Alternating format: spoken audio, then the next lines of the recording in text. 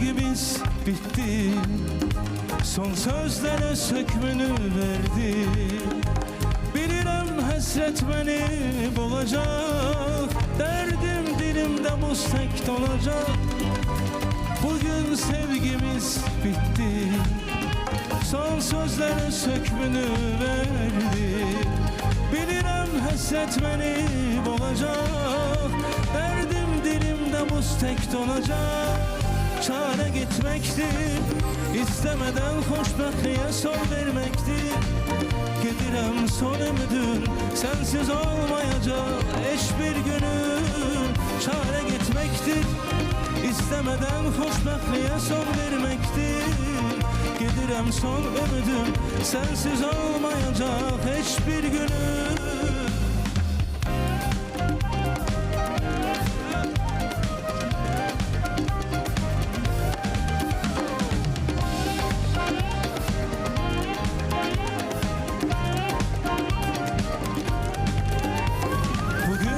Ümitlerim bitti, çok sevmiştim, o da gitti. Sensiz ömrüm heder olacak, arzularım gözyaşımla akacak. Çare gitmektir, istemeden xoşbəxtliyə son vermektir. Gedirəm son ümidim, sensiz olmayacak hiçbir günüm. Çare gitmektir, istemeden xoşbəxtliyə son vermektir. Gedirəm son ümidim, sensiz olmayacak hiçbir günüm.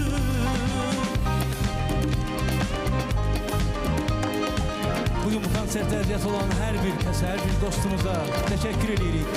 Heydər Əliyev Adnan Sarayın bütün kollektivine çok sağ ol deyirik, var olun. Əziz dostlar, əziz tamaşaçılar, bir daha deyirik, hoş geldiniz, sefa getirdiniz. Bizim ansamblımıza eşk olsun.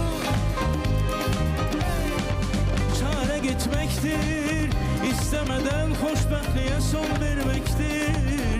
Gedirəm son ümidim, sensiz olmayacak hiçbir günüm. Çare gitmektir, istemeden xoşbəxtliyə son vermektir. Gedirəm son ümidim, sensiz olmayacak hiçbir günüm.